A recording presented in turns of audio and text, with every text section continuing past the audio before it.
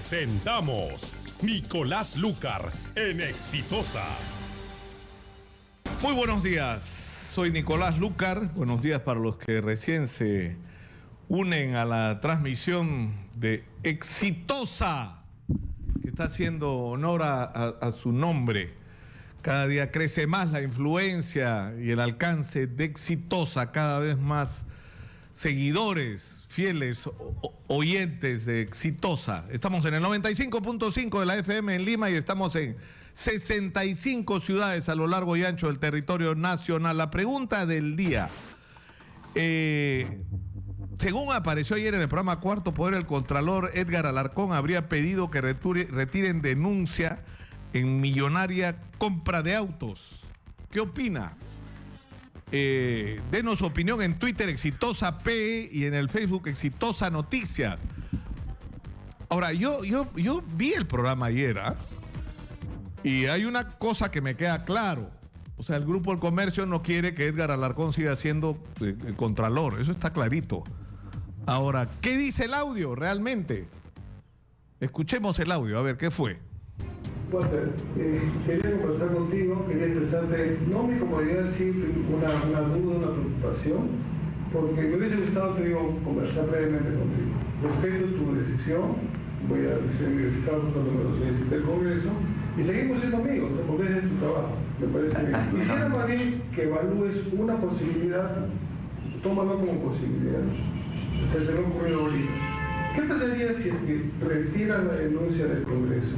Y yo te hago, tú me dices, tengo todas estas preocupaciones, estas denuncias que hacer, yo te las descargo, y si no, personalmente yo te acompaño al Congreso y denunciamos. Piénsalo, Walter, no quiero presionarte, no te estoy hostilizando, no estoy chantajeando. No. Entonces, con la amistad que tenemos, digo, piénsalo, nada más te digo.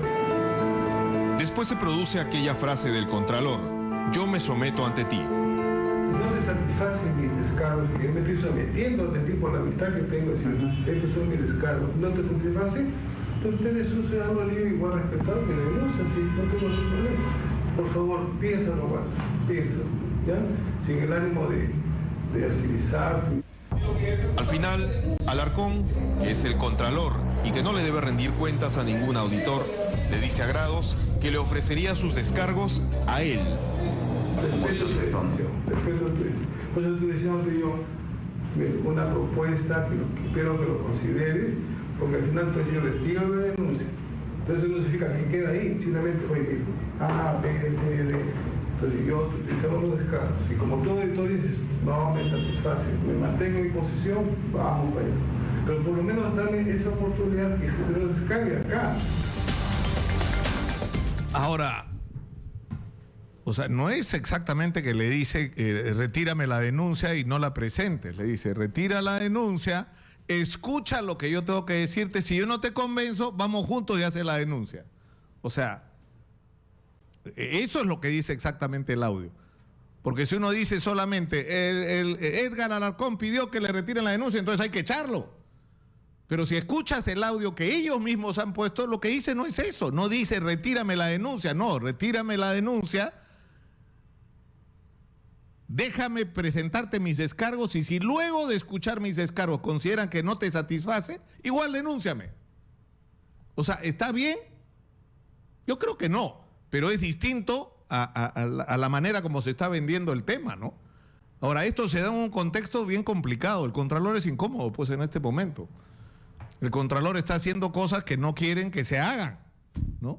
El contralor está metiendo su cuchara, el contralor está diciendo no basta con participar como, digamos, como médico forense para decir nos robaron en una obra. Lo que está diciendo el contralor es que hay que participar antes, hay que intervenir antes para evitar justamente que nos roben. Entonces, yo creo que todo esto está cargado de terceras intenciones, pero vamos a terminar rapidito con qué fue lo que dijo el contralor en respuesta. Estábamos en temas, en ese momento estábamos en tema de reestructuración de la Contraloría y nos sacaba, a mí prácticamente me sacaba del foco de mis temas habituales, de querer transformar la Contraloría, mejorar la Contraloría, a estar luego sustentando y respondiendo a esta denuncia. Bueno, o sea, vamos a ver qué pasa, porque va a estar Héctor Becerril con nosotros en momento, presidente de la Comisión de Fiscalización del Congreso, porque esta denuncia tiene meses. Y el tema es que no fue admitida porque llegó al Congreso de la República y el Congreso la pasó a la Subcomisión de Acusaciones Constitucionales, que llegó a la conclusión de que como estos hechos habían ocurrido antes de que el señor Edgar Alarcón fuera contralor, en realidad no procedían. No sé qué otra investigación más hubo sobre esto, pero lo que alguna gente dice, no, en realidad debió pasar directamente a la Comisión de Fiscalización. Yo no lo sé.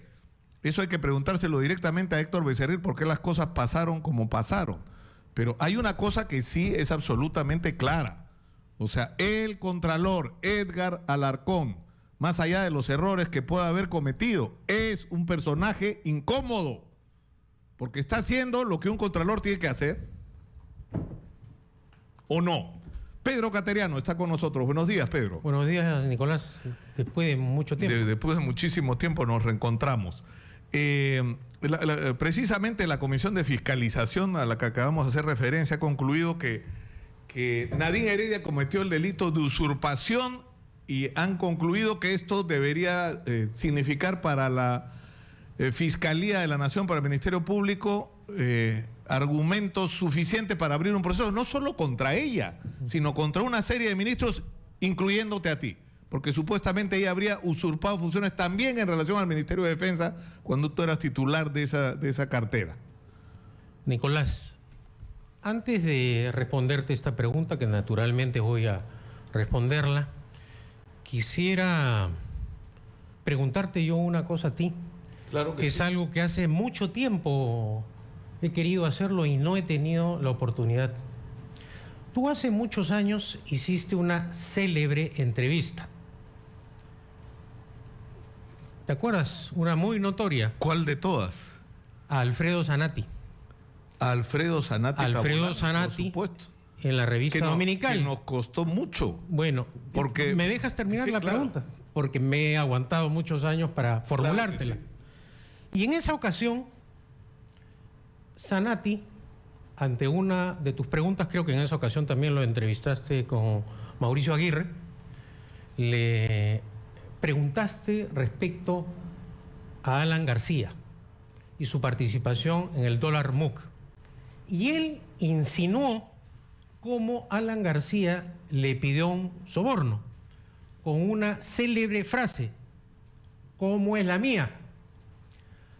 A raíz de este testimonio se han tejido una serie de afirmaciones que ciertamente son inexactas, porque tanto el dictamen fiscal supremo que en esa oportunidad Nelly Calderón y el informe del vocal supremo de Hugo Sibina corroboraron que tanto Sergio Siragusa le depositó en la cuenta de Zanatti el soborno del tren eléctrico, se levantó el secreto bancario por el juez Derek Scofield, se descubrió que la cuenta en el Barclays Bank de Gran Caimán era de Zanatti, la empresa Worldwide Financial Holding, y luego ese dinero vino al Perú. Eso lo probaron la fiscal Nelly Calderón.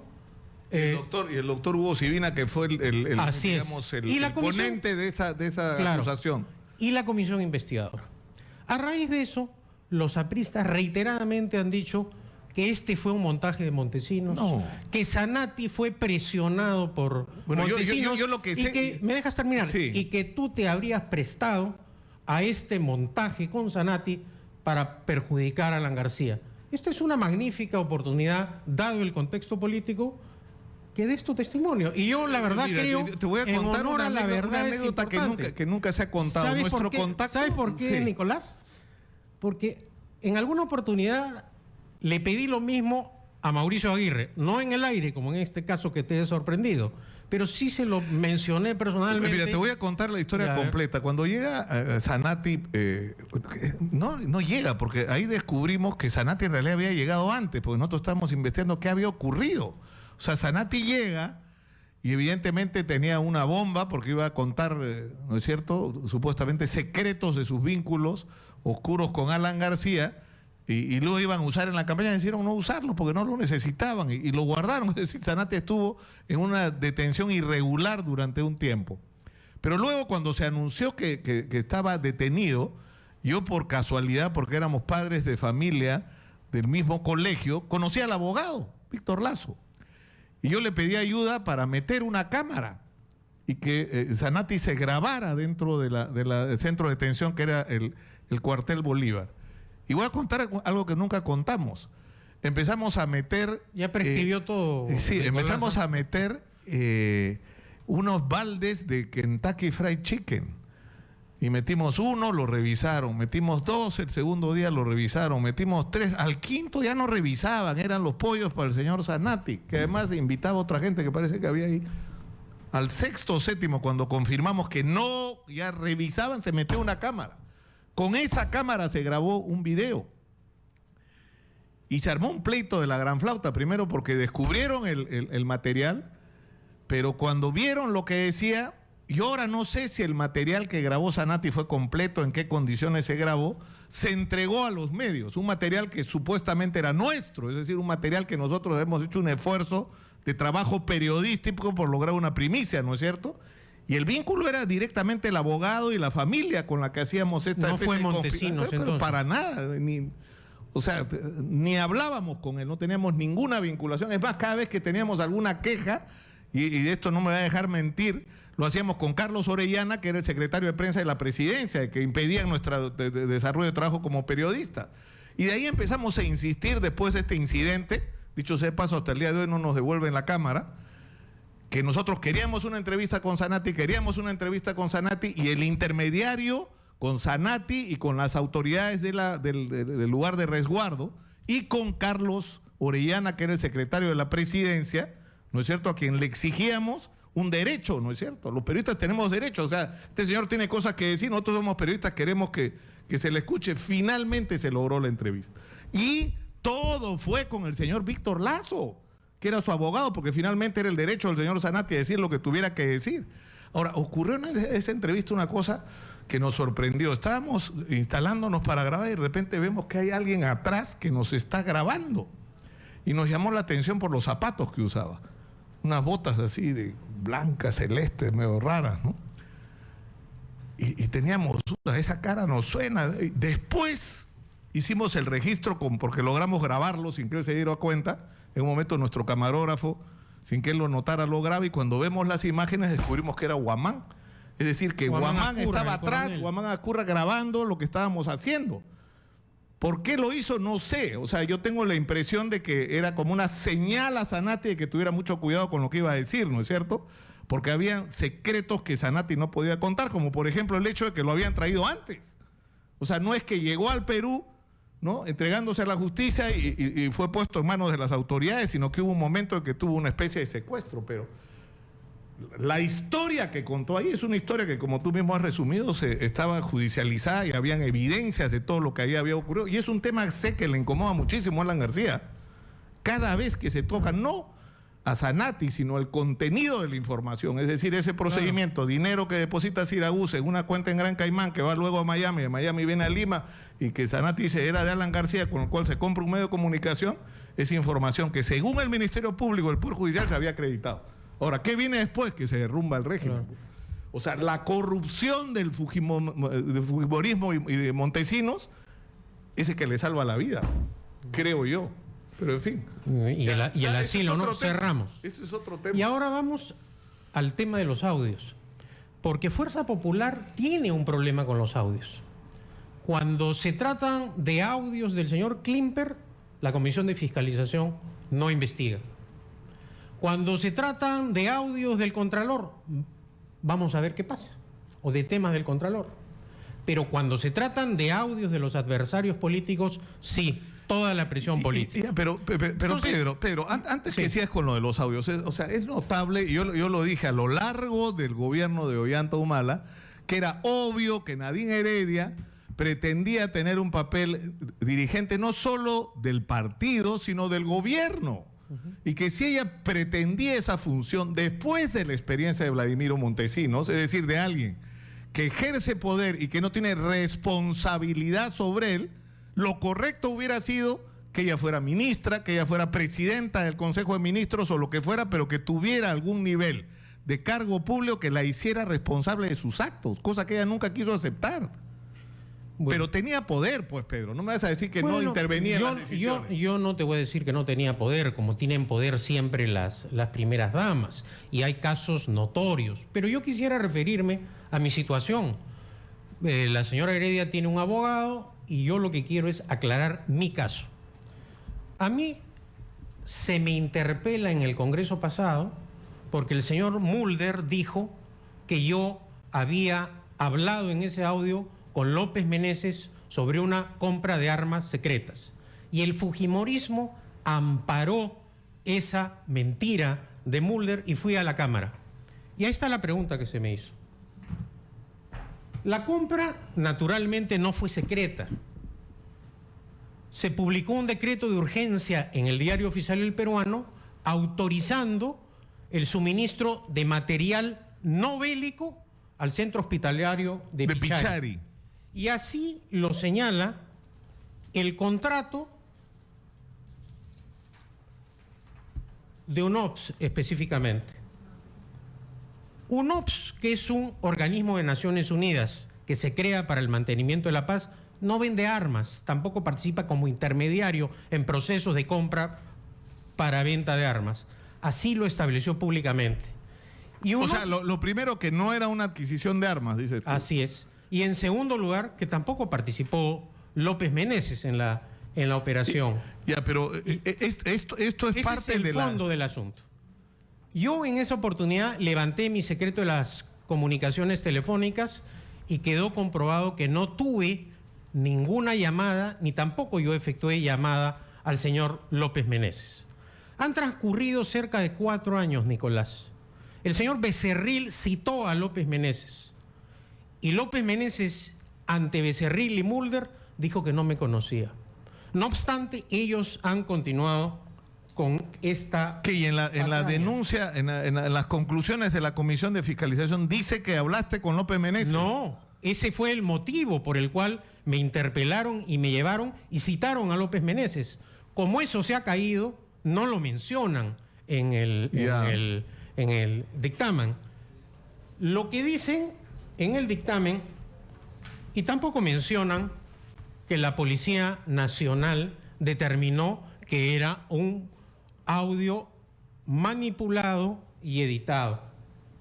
No es cierto tampoco, como ha dicho hoy día el señor Becerril, que yo no entregué el soporte magnético. Pero ¿qué es lo que dice? Porque lo que se escucha, Sí. la verdad es que el audio es de muy mala calidad. No, en el audio que ha sido editado, solo se escucha mi voz. No se escucha la voz del supuesto interlocutor o las voces de los supuestos interlocutores. Es por esa razón que ellos hicieron esa falsa y temeraria deducción, que se ha caído. No obstante, continúan con esas acusaciones. O sea, lo que dice acá, este es el dictamen pericial del audio hecho por la policía. Sí. Dice, se aprecia en el archivo del audio una conversación telefónica entre 2 personas adultas de sexo masculino. Dicho archivo de audio es presentado en un reportaje periodístico televisivo de Panamericana. La señal se cuenta degradada y editada y se encuentra almacenada en un soporte DVD que no es fuente original, ya que proviene de una fuente de mayor duración y han sido seccionados y presentados en segmentos.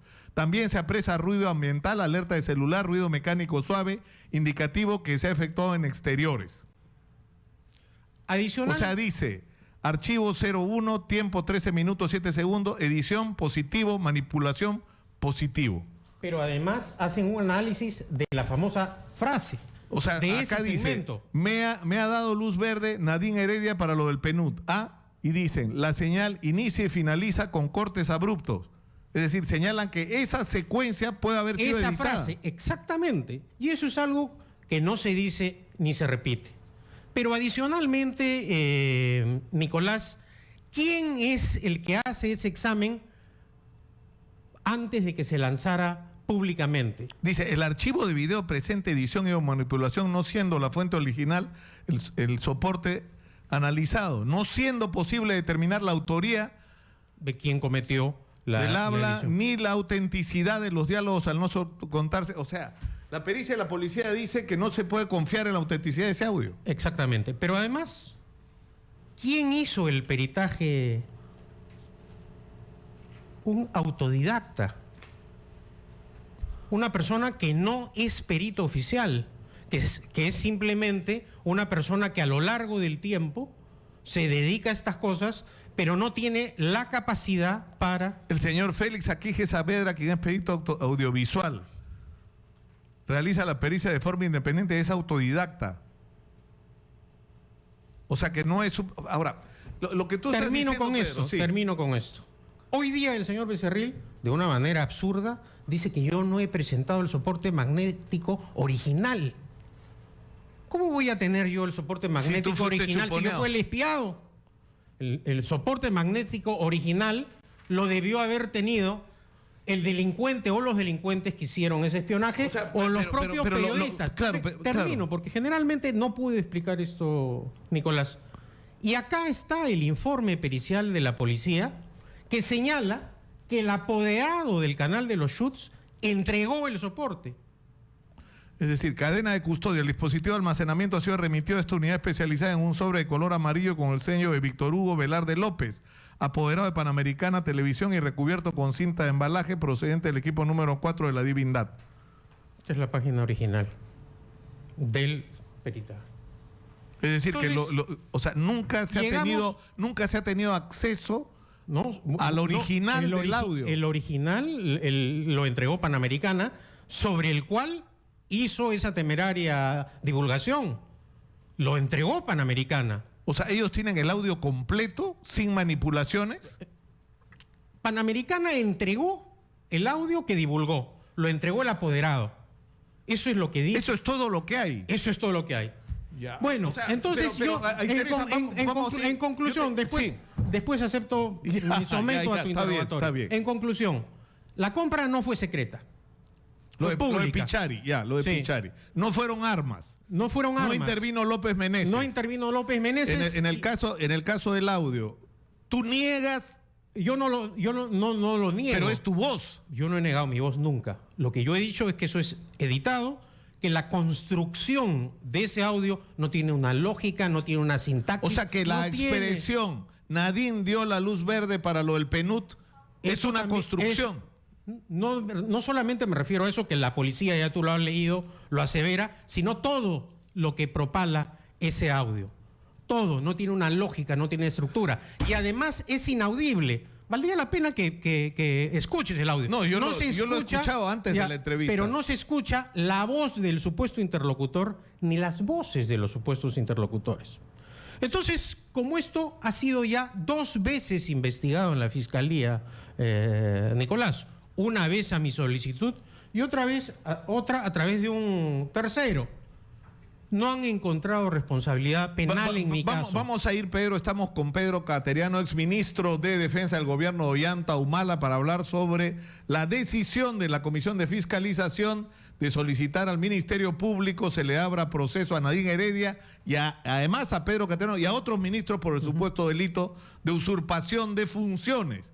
Vamos a volver porque tengo algunas preguntas. Y hay también un tema, una pregunta de la historia que tengo para hacerte al final. Pero vamos a tener tiempo tras la pausa, Pedro. Correcto. Vamos a la pausa y regresamos. Hay tiempo para hablar de nuestros auspiciadores, señora Magariño. Después de la pausa, volvemos con los mensajes de nuestros auspiciadores. Regresamos.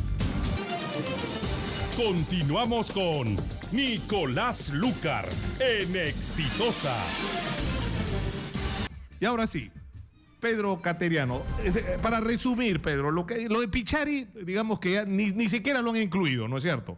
En la denuncia, no, pero el tema del audio. Pero han incluido una cosa temeraria. Becerril ha sostenido que yo el año 2013 solamente he declarado ingresos, todo el año, por 18.000 soles y que me tienen que investigar porque tengo depósitos en mis cuentas personales. Es decir, han tratado de buscar la gran coima, los sobornos, y lo que han encontrado es una falsedad. Es imposible que yo, como ministro de Defensa, a lo largo de todo el 2013, ganara solo 18.000 soles, cuando el sueldo en ese momento era 15.000 y pico. El certificado de retenciones de quinta categoría y de rentas de la PCM señala que yo el año 2013 recibí una renta bruta total de 196.147 soles. Como tú sabes, cuando uno trabaja en quinta categoría, la deducción la hace el empleador e inmediatamente deposita el descuento de los impuestos en la SUNAT.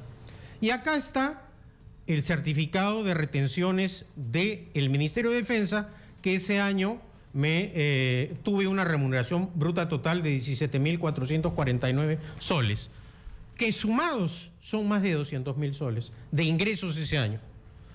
Como bien sabes, cuando un funcionario público asume sus funciones, presenta una declaración jurada de bienes y rentas ante la Contraloría y se publica periódicamente en el Diario Oficial del Peruano y al culminar sus funciones. Mi declaración jurada del año 2013 fue publicada en el Diario Oficial del Peruano. Acá está la declaración, se le he pasado también a tu productora. Ahora, ¿pero por qué? ¿Pero por qué dicen eso? No entiendo. No sé cuál es la razón. ¿Por qué dicen que el año 2013 solo... ya, pero digamos, en ese caso... Porque además lo grave, Nicolás, que me imputan este cargo sin haberme citado y decirme, oiga, acá nosotros tenemos esta información que usted solamente el año 2013 ha recibido a lo largo de todo el año 18.000 soles. Es algo burdo, porque mi declaración jurada está publicada en el Peruano, está en la Contraloría, mis impuestos pagados en la SUNAT, ¿y cómo pueden decir que todo el 2013 solamente... Ahora, eso lo que puede expresar es una falta de rigurosidad con respecto a este tema, igual que ocurrió en el Epichari, pero Nicolás, Nicolás, sí, cuando se trata del honor de la persona, se tiene que tener cuidado. Estos parlamentarios no respetan la dignidad de la persona. Tú has visto cómo interrogan, no te digo a cualquier ciudadano, a los actuales ministros de Estado. Les levantan la voz, los insultan.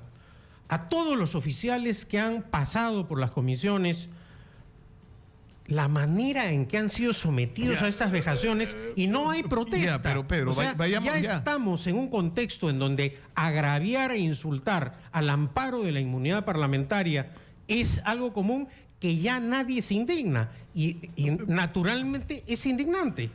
Pedro, pero vayamos al asunto que es el medular en este caso. Oye, o sea, supuestamente... Oye, Nicolás, para mí es medular esto. Es decir, de acuerdo, que te acusen falsamente de no poder justificar tus y que tus todos ingresos. los medios de comunicación recojan la versión del señor Becerril cuando es de dominio público, que es una mentira, que es una falsedad, y hoy día nuevamente el señor vuelve con...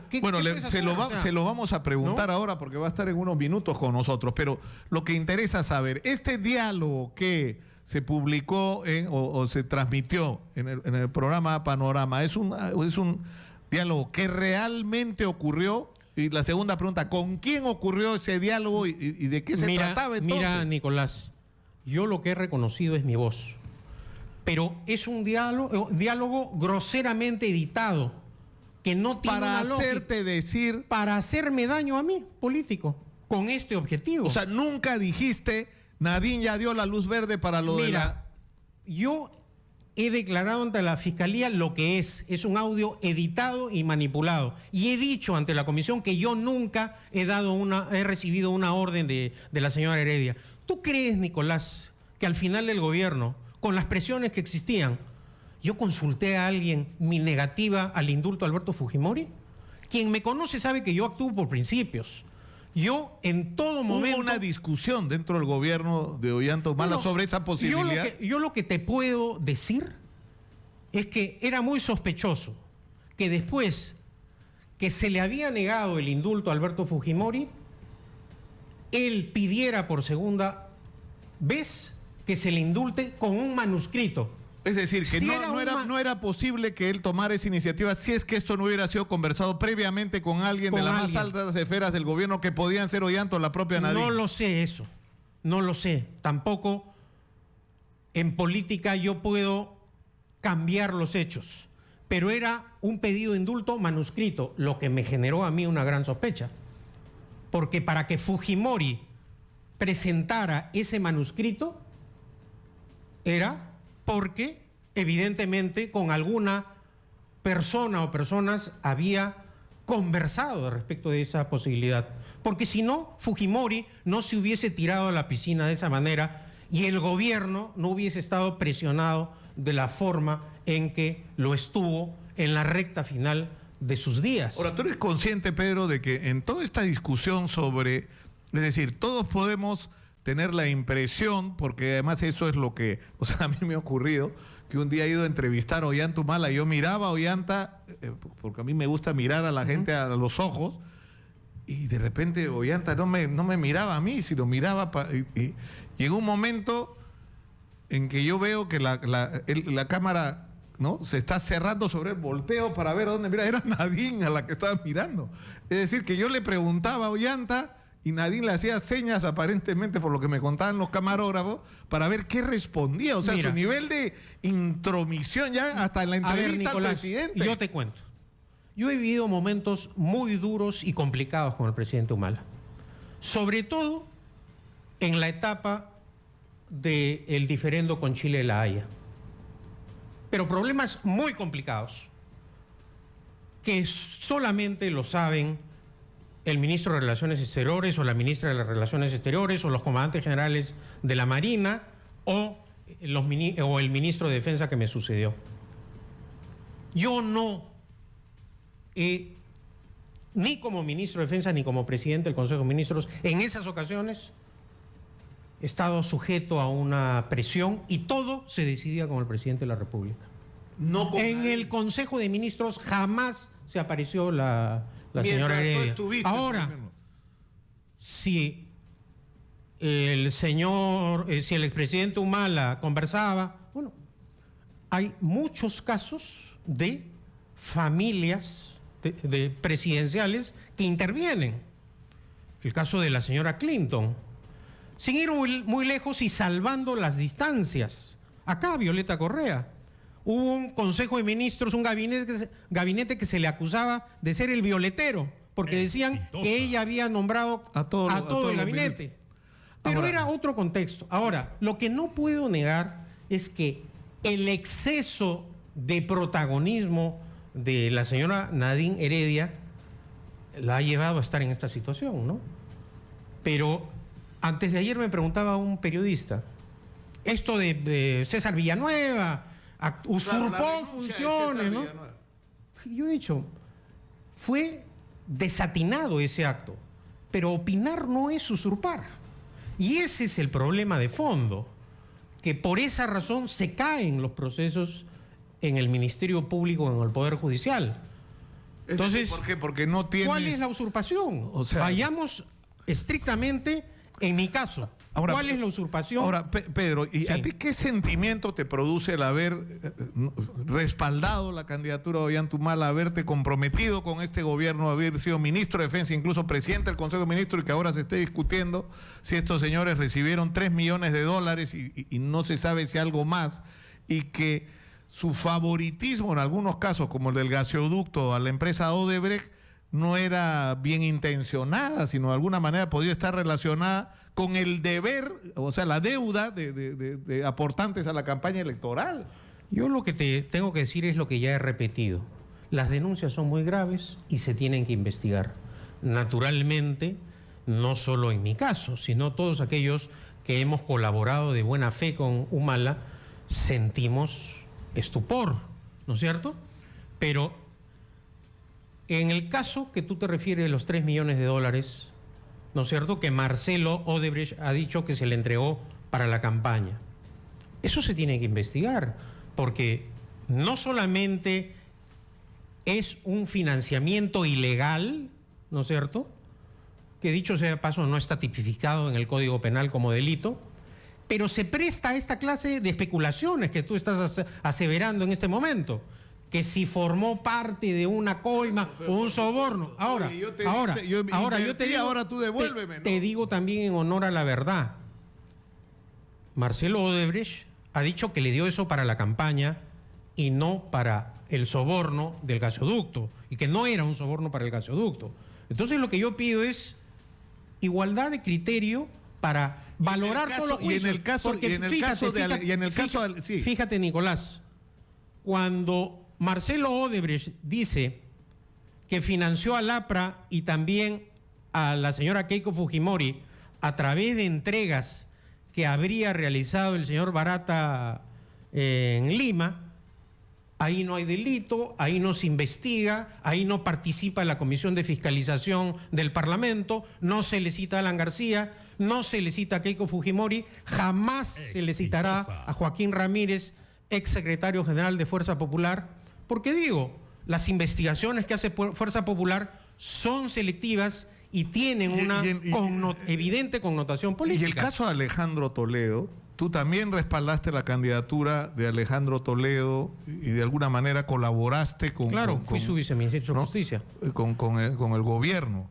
Pero y lo que está pasando ahora, pero mira, o sea, digamos, en otros casos puede haber algunas dudas, pero en el caso de Alejandro Toledo, el circuito es increíble, ¿no? O sea, las transferencias que terminan en cuentas de Mayman y en las propiedades en Lima. O sea, yo te digo lo siguiente.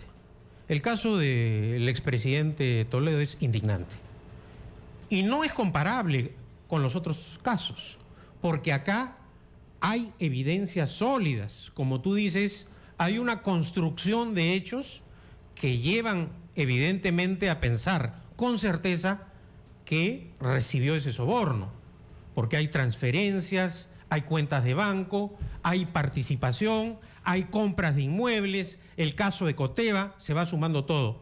Y lo más penoso es la actuación de Toledo, que no ha venido a dar la cara ni a defender su honor.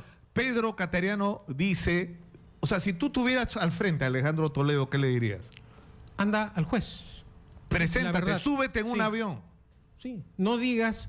O sea, acá hay muchos casos en los cuales, claro, se puede timar y mentir una vez, pero no permanentemente. Esa historia de que salí sin orden de captura del país, pues ya no tiene ninguna credibilidad. Cuando uno es acusado, tiene la obligación de aclarar las cosas, sobre todo si ha sido funcionario público. Me dicen que no va a llegar Héctor Becerril, pero podemos... ¿Tú tienes inconveniente, Pedro, que pongamos al teléfono a Héctor Becerril? Si tú tienes inconveniente, lo hacemos luego. Sí. No, pero si tú... Porque acá somos... O sea, esto es un espacio exitoso y yo creo que por eso está teniendo, valga la redundancia, el éxito que tiene el nivel de apertura. Porque acá escuchamos a todos sin ningún tipo de restricción y somos respetuosos con todos los puntos de vista. Ponlo al señor Becerril, será una magnífica oportunidad para dar los descargos que no me permitió dar en la comisión. Señora Magariño, podemos... Le está marcando. Voy a aprovechar que te tengo acá porque hay una cosa que yo nunca entendí. Y de repente no nos da el tiempo. Parece no, es que de confesiones así. Una entrevista de arqueología política. Hubo el golpe del 5 de abril y yo estaba al aire en la noche con el presidente del Consejo de Ministros delante mío, ¿no? Con Alfonso de los Heros. Alfonso de los Heros. Y Alfonso de los Heros decía, hay una crisis de gobernabilidad, pero esto tiene una salida política. La salida es como había Cámara de Diputados y Senadores, pedimos el voto de confianza, si no lo dan, disolvemos pues la Cámara de Diputados, se convoca elecciones y vamos a ver si no nos dejan hacer lo que hay que hacer. Era lo correcto. El hombre no sabía que ya había un golpe de Estado en marcha. Cuando transcurre esa semana crítica y nos sentamos a discutir en ese entonces con Alejandro Miro Quesada padre, ¿no? Que era el director editorial de América Televisión, la gente no se acuerda de eso, y Nicanor González y Nick Weissman y una serie de empresarios notables más que eran en ese momento los administradores de Canal 4, discutimos qué hacemos. Tenemos un golpe de Estado, pero tenemos a la mayoría del país a favor y tenemos a los políticos terriblemente desacreditados. ¿Qué hacemos? ¿A quién necesitamos dar una señal, por poner a alguien que hable en contra? Pero alguien a quien la gente pueda escuchar. Y no recuerdo si fue Nicanor o Alejandro que dijo Mario Vargas Llosa, pero Mario está en Londres. ¿Para que defendiera el golpe? No, para que hablara en contra. Para que hablara en contra. Alguien que hablara en contra, que tuviera credibilidad ante la población. Porque nosotros no estábamos de acuerdo. Y yo le hice una entrevista telefónica a Mario Vargas Llosa que duró 27 minutos, creo, donde pudo decir todo lo que quiso decir y en un momento... Nunca entendí qué ocurrió, la llamada se cortó. Como tú sabes, cuando tú eres un conductor de televisión, tú no tienes control sobre las llamadas telefónicas. No eres tú el que corta la llamada, es el switcher, el control maestro, pero no eres tú. Tú no tienes el teléfono en la mano. Y pese al esfuerzo y al precio que se pagó por esa entrevista, Mario después ha dicho, y no sé por qué, y lo ha escrito en El País por todos lados, que yo le colgué el teléfono para dar vivas al fujimorismo. Yo te juro, he visto 10 veces la entrevista después de que Mario escribió eso. Y me parece increíble hasta ahora que haya recibido esa versión. No lo ha visto. O sea, no la ha visto. No la ha visto. Seguramente, o sea, ¿no? Pero no lo entendí. O sea, nosotros hicimos un esfuerzo por darle la voz a alguien que estuviera en contra, que a nuestro criterio podía tener en ese momento cierta credibilidad y respeto de la opinión pública ante el terrible descrédito de la clase política. Pero, Nicolás, y el precio que se pagó es que Mario decía que yo le había tirado el teléfono. Pero, o sea, ver, es de locos. Pero fíjate, lo concreto es lo siguiente, ¿no? Un medio de comunicación le puede dar una vez la oportunidad para hablar a una persona, pero luego ese medio tiene una posición y organiza campañas, como por ejemplo la campaña de demolición que yo he sufrido del canal de los Schutz, ¿no? Entonces, garantizar una sola presentación, espaciadamente la voz de las personas, yo no recuerdo el caso de la entrevista, sinceramente. Pero lo que sí recuerdo es que luego del golpe del 5 de abril, como todos los medios de comunicación se alinearon con Fujimori y Montesinos. Esa es una realidad. Yo creo que eso fue un conflicto que alguna vez, o sea, cuando las pasiones puedan... ¿Me invitas un vaso con agua? Por supuesto. Sí, gracias. Acá el don Yomar Bustamante nos va a ayudar con eso. Por favor, señora productora. La puedo pagar, ¿eh? Sí. No, yo creo que cuando pasen las pasiones, que es tan difícil en el Perú, se va a poder dar una mirada. Se abrió una batalla en los medios de comunicación, se abrió una batalla. El grupo que en ese momento tenía el control le vendió el canal a Televisa, ¿no?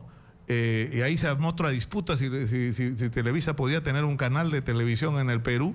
Tuvimos un periodo de libertad en el canal porque los mexicanos no se metían en la línea informativa. Y ahí la revista dominical creció muchísimo, y no solo la revista, el noticiero, el 4, Federico Salazar estaba ahí. Es decir, hicimos cosas y tu propio hermano, fue un espacio extraordinario, ¿no? Luego vinieron los Crucillat como parte de Televisa, porque ellos venían en representación. Y ya después se cerró, que además coincidió con la crisis económica en el país y en los medios, y se aprovecharon de esa debilidad de los medios y la debilidad de los broadcasters para someterse. Y se perdió la batalla, se perdió. Y tan la perdimos que nosotros nos fuimos el año 99. Nos fuimos por una razón, Pedro. Porque el año 99, en abril, que nosotros nos fuimos, tú no podías estar en la televisión peruana si no eras parte de la campaña de la reelección. Y a nosotros no nos daba la gana de ser parte de esa campaña, ¿me entiendes? Entonces eso es decir, a veces esas visiones de blanco y negro, porque además nos había costado un esfuerzo enorme construir lo que construimos. O sea, estábamos haciendo televisión de calidad. Habíamos logrado reclutar a los mejores camarógrafos, los mejores editores, los mejores reporteros. Es decir, estábamos descubriendo un nuevo lenguaje para hacer televisión. Estábamos pensando en internacionalizarnos y ¡suácata! Nos aparece Montesinos tratando de meterse, ¿no? y de interferir, nosotros resistiendo hasta que ya no se pudo más, ya era incompatible, simplemente era incompatible. Necesitaba un periodismo que sirva a la reelección y punto. Y ya que tocas el tema de Vargas Llosa, cuando Vargas Llosa pierde la elección presidencial, quedamos un grupo de diputados y senadores de Libertad, desde el 90 hasta el 5 de abril. En todo ese periodo, lo que nos pidió Vargas Llosa fue apoyar al gobierno de Fujimori. Y así lo hicimos, en el pedido de delegación de facultades legislativas, en la defensa de los decretos legislativos. Fue una oposición leal, porque esa fue la postura de Vargas Llosa. Vargas Llosa sale contra Fujimori el día que Fujimori da el golpe de Estado. Pero a lo largo del tiempo se ha vendido la idea de Vargas Llosa resentido porque había perdido la elección y que eso ha movido todos sus actos y que apoyó a Toledo por eso y que apoyó a Humala por eso. Y yo te doy otro ejemplo. ¿Quién evitó que Vargas Llosa llegara a la presidencia de la República? No fue Fujimori, fue Alan García eso que es le verdad. puso el SIN a su servicio, que hubo espionaje telefónico. Ya la gente se ha olvidado del general Cucharita Díaz. Cucharita Díaz, Ya se ha ¿verdad? olvidado de que la Cámara de Senadores probó el espionaje telefónico acontecido. Años después, ante la disyuntiva de que el país cayera en manos del autoritarismo, ¿qué hace Vargas Llosa? Pide el voto por Alan García, la persona que usando métodos vedados impidió que llegara a la presidencia de la República. Claro, dijo que lo iba a hacer tapándose la nariz. Ahora, ¿no? Pedro, pero tú no le das ustedes no le dan ningún mínimo beneficio de la duda a Keiko Fujimori, que ha construido un partido, cosa que jamás hizo su padre, que ha tomado distancia, por lo menos verbalmente, de las cosas que ocurrieron, negativas, de los crímenes, incluso de los delitos que se cometieron, de la corrupción. ¿Tú no le crees a Keiko Fujimori? ¿Qué es posible neofujimorismo? Mira, las cosas que está haciendo actualmente Keiko Fujimori me generan más dudas. Por ejemplo, el caso del financiamiento recibido de Joaquín Ramírez. ¿Cómo es posible que un caso tan escandaloso no sea investigado por el Parlamento? Para el señor Becerril, el caso Joaquín Ramírez no existe, ¿no? Es un caso además grave, porque se insinúan vinculaciones siniestras. Y esta persona ha sido el brazo derecho de Keiko Fujimori, una persona que tiene denuncias sumamente graves y que espero la Fiscalía y el Poder Judicial actúen con la firmeza que el actual Congreso se niega a hacer. De otro lado, estas movidas, estas presiones para el tema del indulto, estas actuaciones donde sale y dice que no secuestró, es decir, que Fujimori no supo en detalle el plan del golpe del 5 de abril, es inverosímil. O sea, el malo siempre era Montesinos y nada Fujimori. ¿Para quién grababa los sobornos Montesinos? ¿Para tenerlos en el archivo o para mostrarle a Fujimori los pagos que hacía? ¿Por qué nunca el Poder Judicial se ha atrevido a hacer ese interrogatorio? ¿Por qué ese cuestionamiento públicamente no lo aclara Keiko Fujimori? Entonces, las cosas que está haciendo Keiko Fujimori, esta persecución política, que no es contra Pedro Cateriano, porque como comprenderás, no le tengo ningún miedo a Keiko Fujimori. Me enfrentaba a la dictadura de Fujimori y Montesinos, no le voy a tener miedo ni a Galarreta, ni a la vaqueana Salgado, etcétera. El tema es cómo persiguen a la gente que ha colaborado conmigo, que no tiene voz, a exfuncionarios públicos, a funcionarios públicos, a oficiales. Este es un plan que tiene que aclararse, pero no hay una voz tampoco de respuesta en el Parlamento. Estamos frente a un gobierno pero tan débil, que están preocupados sus parlamentarios en soportar al gobierno y no tienen ningún deseo, no te digo de oponerse al fujimorismo, pero de hacer preguntas que la señora Keiko Fujimori no responde. ¿Quién le pagaba las casas? Esta campaña millonaria en todo el Perú con locales, camionetas, buses, es una campaña multimillonaria la que ha hecho esta señora. Con cócteles no se financia una campaña como esa. Entonces, por esa razón, ahora tengo más dudas que antes de Keiko Fujimori por su actuación. Tenemos que terminar. Ha sido Pedro Cateriano. Nunca hacemos esto, ¿no? Hemos tenido casi una hora con Pedro Cateriano. Muchas gracias por estar con nosotros, Nicolás. Pedro. Y ha sido un gusto reencontrarme contigo después de tantísimo tiempo. Y de recordar algunas cosas del pasado. Tenemos información. Y vale lo que has dicho sobre el caso de Sanati, ¿no? Porque se tejió una leyenda de parte de la que hubo ahí se han tejido muchas. Una intervención de Montesinos. Como se han tejido muchas, ¿no? Yo hablé una sola vez en mi vida con Vladimiro Montesinos para decirle, yo le quiero hacer una entrevista porque usted, y no fue en el CINA, fue en el departamento de mi cuñado, que era en ese momento el jefe de Canal 4. Y le dije, usted es el jefe del Partido Fujimorista, usted no es el jefe de inteligencia, hagamos una entrevista. Y él no quiso hacer la entrevista y se acabó. Se acabó, nunca más hablé con él y bueno, de ahí lo que vino es que simplemente ya, yo en sitio de la televisión no tenía. ¿Qué me dicen? No veo. ¿Qué ha pasado con Odebrecht? Detienen en República Dominicana en todos lados, ¿no? En República Dominicana han detenido un grupo de políticos asociados al caso Odebrecht. Entre los detenidos figura el expresidente del Senado, ese Andrés Bautista, ¿no? Actual jefe del partido de la oposición. Increíble. Bueno, ya se acercan los primeros días de junio y ya se esperan viene, esas revelaciones. Ya viene en el Perú, ya viene. Sí. Bueno, muchas gracias, Pedro. Vamos a la pausa. Continuamos con Nicolás Lucar en Exitosa. Estamos de regreso. Esto es Radio Exitosa 95.5 de la FM. Hernán Núñez, regidor, ¿no? Ha olvidado su maletín, me dice. ¿Quién se lo ha llevado? Wilder Ruiz se lo ha llevado. Se ha enterado de todos sus secretos, dice. Acá en la mañana había una entrevista bastante polémica de regidores de todos los sectores políticos con Billy Battersea, ¿no? Marlon Vidal tiene información de último minuto desde Ica. Adelante, Marlon.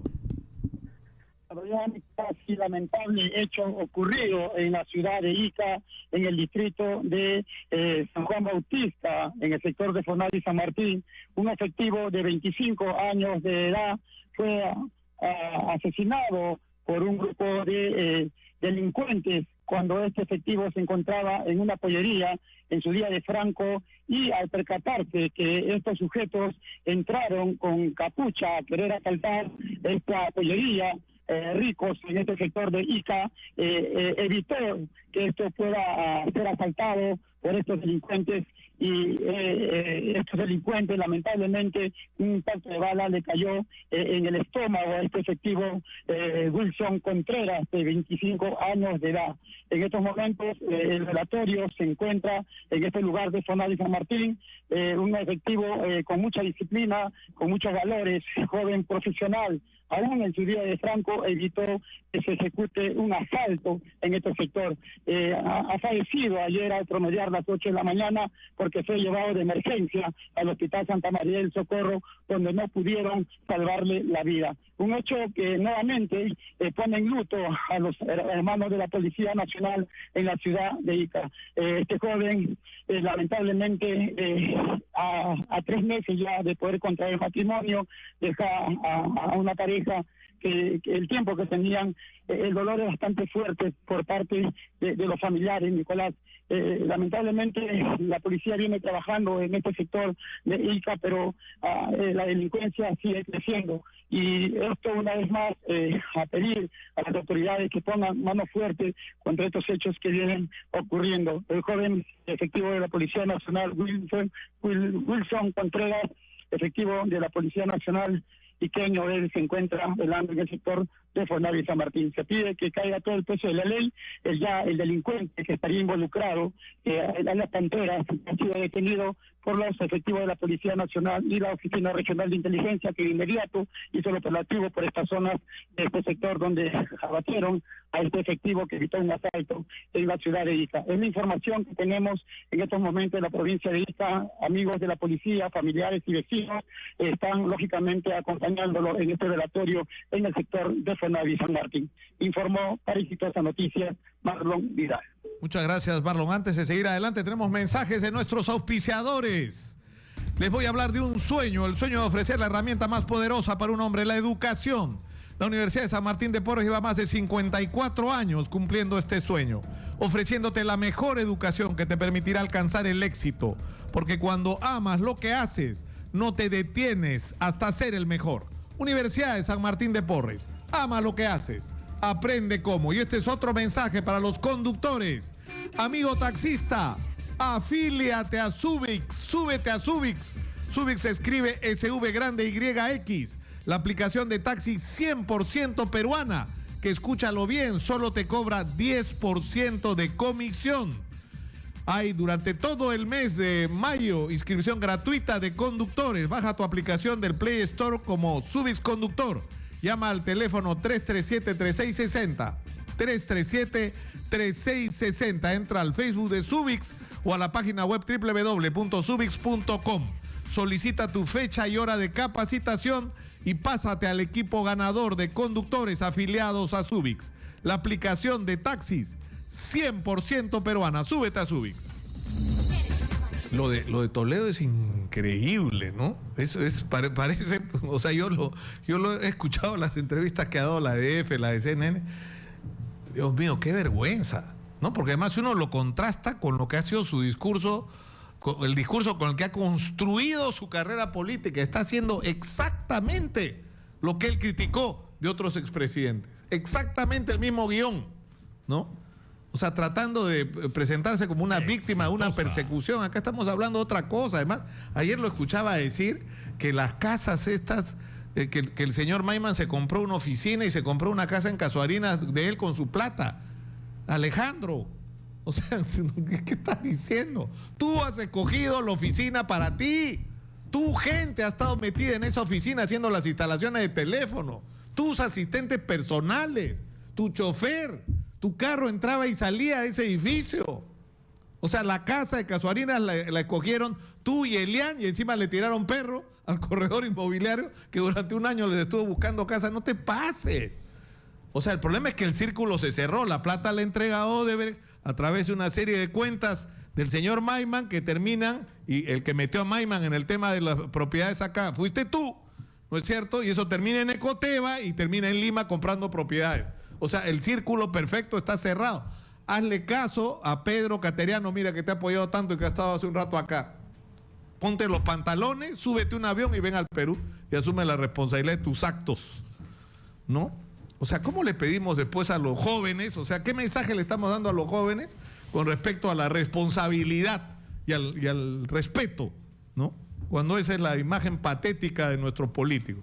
Así se porta un expresidente en el Perú. Qué vergüenza.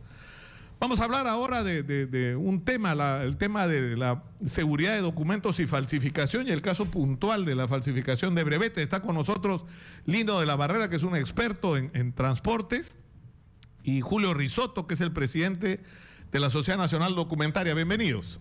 Gracias por la invitación. ¿Quién empieza? A ver, ¿quién se lanza? ¿Ah? Don Julio Risotto. Sí. El tema, me dijeron que era la falsificación... De brevetes. Del brevete. Claro. Bueno, el tema de la falsificación de brevetes se explica, y más que la falsificación, porque siempre se falsificó, pero que ahora haya una falsificación exponencial, se explica... ¿Es verdad eso? ¿Que hay una cantidad de brevetes falsificados? Sí, pero ahora voy a mostrar algunas cositas y se va a explicar muy fácil. Este teléfono es un teléfono de hoy.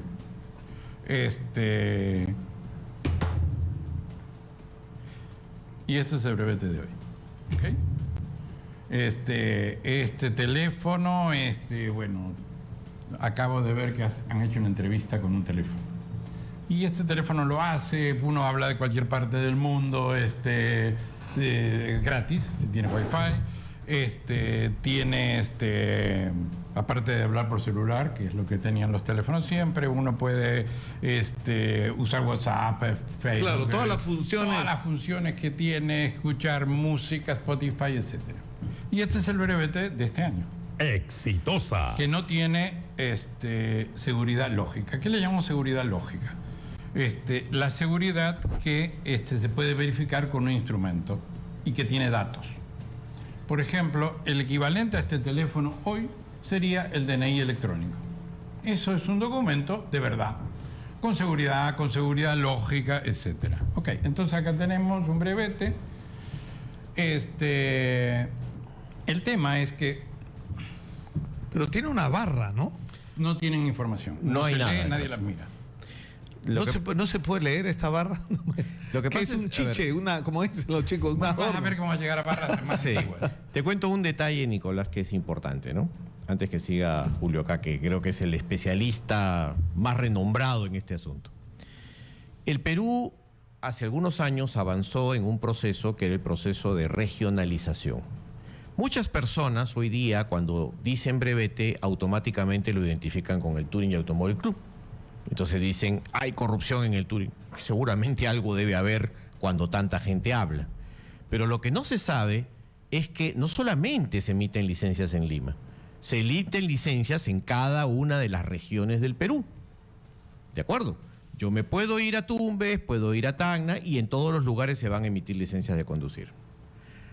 Hasta antes de la última modificación que saca este gobierno, la enseñanza, porque era un requisito ir a las escuelas de conductores, estaba centralizada en función al lugar de tu domicilio. Yo era de Lima, me capacitaba en Lima y por consecuencia iba a sacar en Lima. Hoy día yo tengo la libertad de ir a sacar mi brevete donde quiera. Es decir, hemos regresado a los 90s.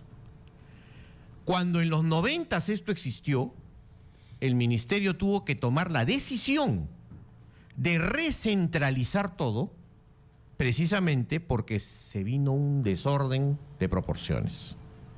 Hoy día, tú puedes ir, y no me van a dejar mentir quienes lo están haciendo, porque seguramente lo escuchan, puedes ir y hoy día por delivery te van a traer tu brevete de otra región.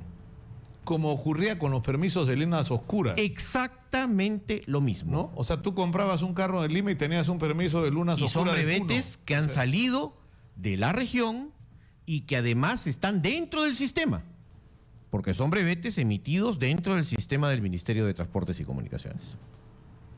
Ahora, ¿y esto qué significa? Que son brevetes que no han pasado por ninguna calificación previa, o sea, pero son legítimos. Correcto. O sea, son legales, pero son irregulares, digamos. Otorgados irregularmente. Por decirlo menos. A más revuelto, ganancia de pescadores. O sea, en Virginia, por ejemplo, y eso tengo la información, pero pasa en todas partes de Estados Unidos. Antes uno iba a sacar un brevete a una oficina que quedaba cerca de su casa, hacían el brevete, se lo entregaban en unas horas en el día. Ahora ya no. Ahora uno va a sacar el brevete, hace todo el trámite y lo recoge unos días después, 3 días después, o se lo envían a su casa.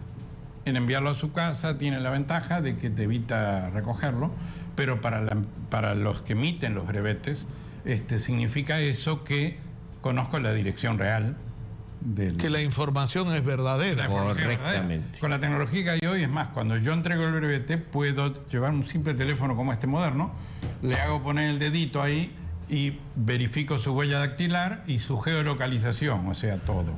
O sea, a donde vamos es que este documento, que es el brevete, que por ejemplo en Estados Unidos la licencia de conducir es prácticamente el documento de identidad, ¿no es cierto? Claro. Es clave, Claro, pero... merece fe. Claro, pero esto que tenemos, el brevete, en resumen es un documento primitivo, o sea, no tiene, ¿no? Por un lado, problemas de control y por otro lado, es decir, la calidad es decir, esto es falsificable. Totalmente, pero ¿por qué? Acá tengo otro teléfono. No sé si... Claro, es un teléfono un poco más antiguo, un poquito, 10 años más atrás. Tiene una pantalla LCD, no puedes hacer nada más que llamar por teléfono y mandar mensajes de texto. Este es el brevete contemporáneo. ¿Cuál es la diferencia? Es el mismo. Pero podemos seguir para atrás, viajando en el tiempo. Y entonces, acá tenemos un teléfono del milenio pasado. Hace 20 años. ¿Ok? Te debes acordar. No, Esos de Genaro Delgado Parker, ¿no? Que dicho sea el paso, falleció el día sábado y que desde aquí son de Belsaus, ¿no? le transmito a su familia mi más sentido pésame, ¿no? Y este es el brevete de hace 20 años. Es el mismo. Sí, tiene un código PDF en vez de este código, pero este no se lee, este otro no se lee, no tienen datos. Entonces, si tú tienes... O sea, tecnológicamente, avanzado, claro, tecnológicamente, mientras... En el caso no solo de la telefonía celular, de las tarjetas de crédito, incluso del documento nacional de identidad, del pasaporte electrónico, todo evolucionó, pero el brevete es el mismo de hace 20 años. Sí, acá está, es la prueba. Este brevete es de hace 20 años, se ve bonito, nuevito, pero tiene el mismo holograma, creo. Sí. Es igual. Entonces, si tú tienes que la tecnología ha evolucionado en estos últimos 20 años, del 97 al 2007, al 2017 y al 2017. Los falsificadores han mejorado su tecnología, pero el documento a falsificar no ha mejorado la tecnología. Con lo cual, se hace cada vez más fácil falsificar. Claro, porque por ejemplo, un policía te detiene, tú le enseñas tu brevete, que es un brevete falsificado, y el policía no tiene cómo saber si es verdad o mentira. Primero, no tiene ni los instrumentos que podría eventualmente tener De repente el documento físico es falsificable, pero tengo una base de datos que me permite saber qué es lo que vale. La base de datos que dice que ese brevete corresponde a mí, pero no la tiene. Y segundo, tampoco tiene ninguna preparación como para poder mirar si esto es tinta variable, si efectivamente contraste a la luz o cualquier otra cosa, porque tampoco tiene cómo hacerlo. Pero, por ejemplo, un policía debería estar en condiciones de que te detiene por la razón que fuera, te pide tu brevete y pasa su brevete por un lector, ¿no es cierto? Por algo que le permita entrar a la base de datos. Eso se llama seguridad lógica. Y eso no existe en este momento. Este brevete de hace 20 años tenía este código encriptado antiguo de seguridad lógica, pero un equipo para leer esto era carísimo. Entonces nunca se implementó el sistema. Este brevete tiene un código también y podría leerse, y actualmente yo para leer seguridad lógica puedo leerlo con un teléfono. Este teléfono me permite leer cualquier código y me permite leer un pasaporte electrónico. Es un teléfono, cualquiera puede leer un pasaporte electrónico y un documento que tenga seguridad, ¿no? Pero no... Ahora, ¿se tiene una idea de cuántos brevetes falsificados están circulando en este momento? Pero sí, a ver... o sea, porque tienes dos problemas, ¿no? Uno es el delivery. De acuerdo. O sea, el brevete que por un billete te trajeron de donde sea, pero que tú no pasaste por él. Tú simplemente pagaste por él y te lo entregaron. O sea, pero el otro problema que es más grave todavía, que es un documento que ni siquiera, o sea, digamos, esto es un brevete legal, pero obtenido irregularmente. Hay falsos. El otro es un brevete así trucho, como dicen los argentinos. Falsos y falsos positivos. Así más o menos como eso, ¿no? Pero sí, pues, pero todos la cantidad debe ser de pronto el 50%, porque es la suma de todas las falsificaciones. Lo que pasa es que además hay un tema esencial, ¿no? El transporte, en general, el salir a ganarse la vida con un carro, ha sido siempre la fórmula más fácil para poder llevar algo a su casa. Entonces, lógicamente, el brevete se constituye en una herramienta de mucho interés para este tema. Y naturalmente hay personas que están en condición de poder pagar para que les traigan el brevete porque quieren hacer la vida más sencilla, más fácil, o porque eventualmente les falta alguna capacidad y sabe que no van a aprobar el examen, ¿no? Y el examen tampoco es que sea nada espectacular.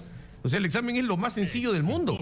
Puede que las preguntas que están haciendo en el banco de preguntas del ministerio sean algunas absurdas, y es verdad, pero el examen práctico acá es fácil y en provincias o en regiones es muchísimo más sencillo todavía.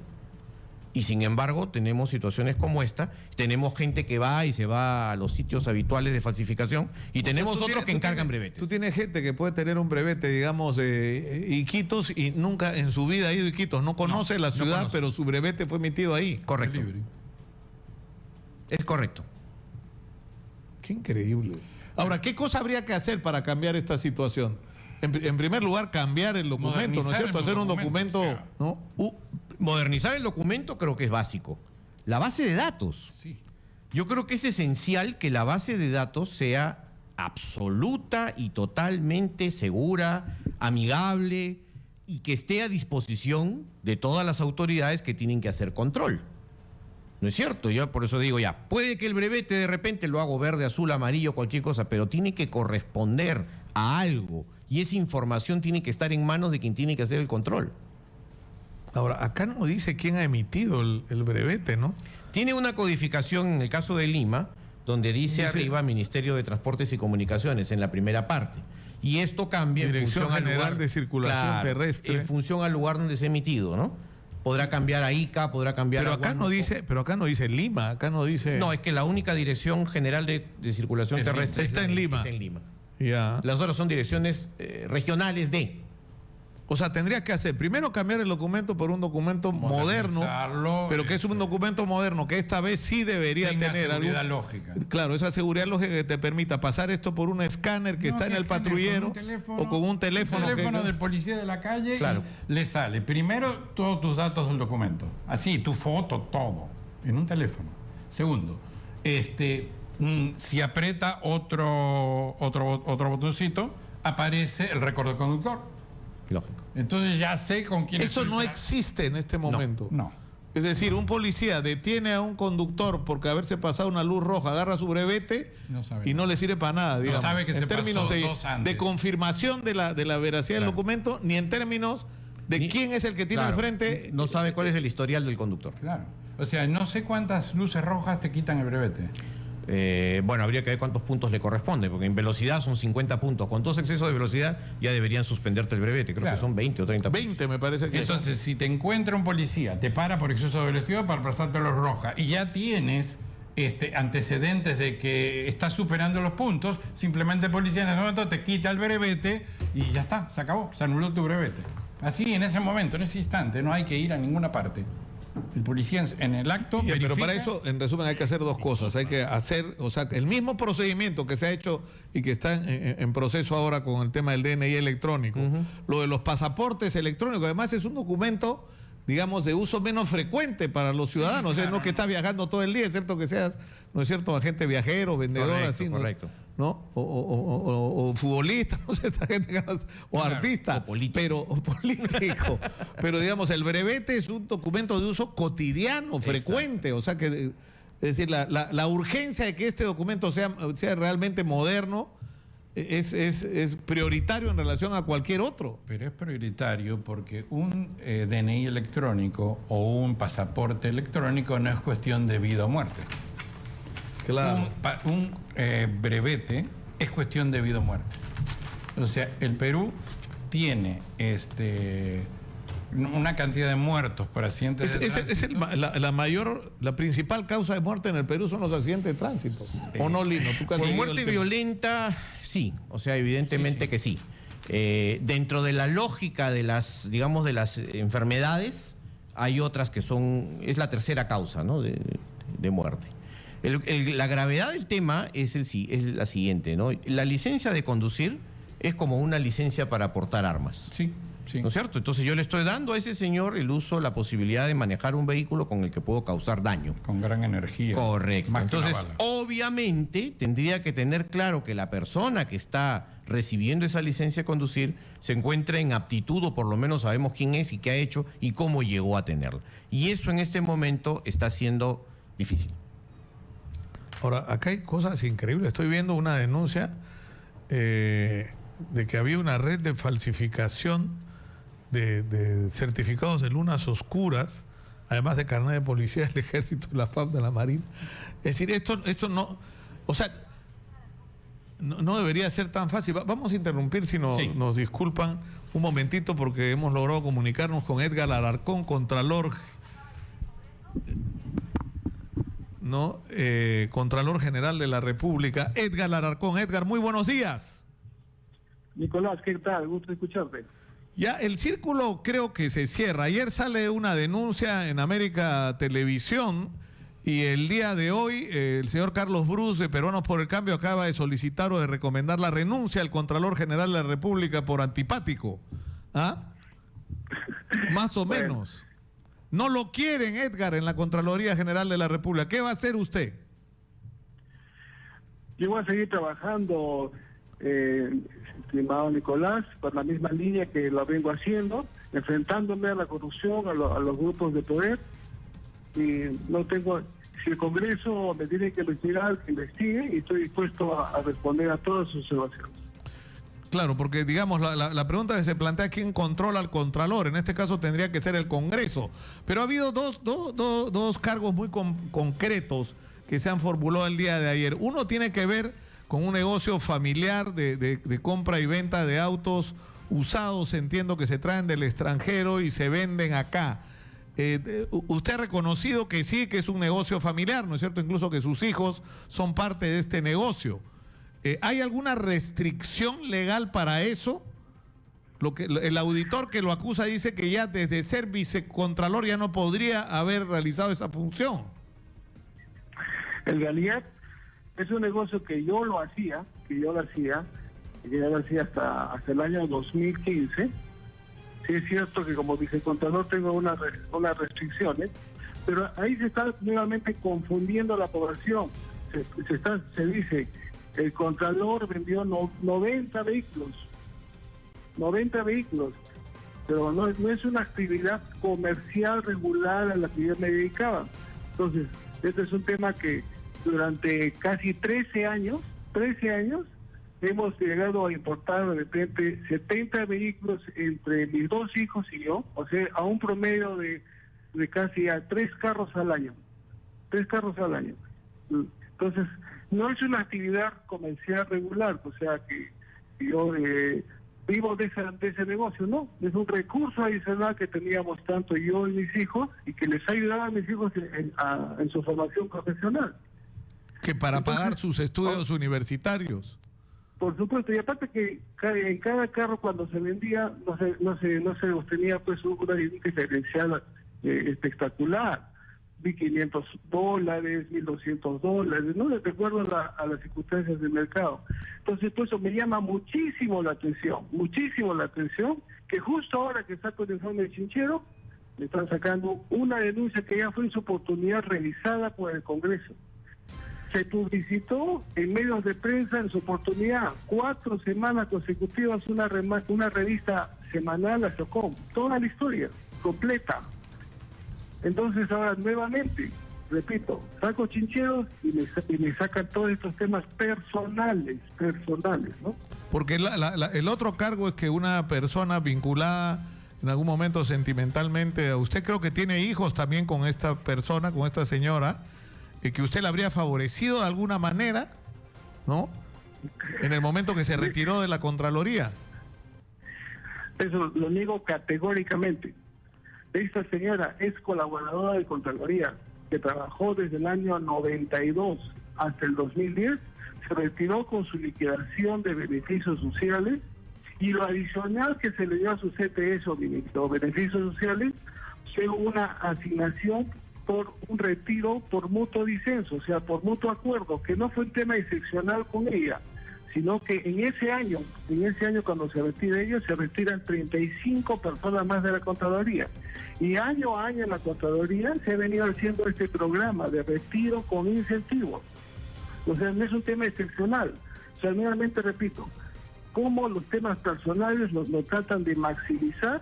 Y bueno, lograr el propósito esto usted ha llamado la atención, que tiene que ver con la amenaza anónima de muerte que recibió en los últimos días, donde le decían que le iban a dar donde más le doliera, que era su familia.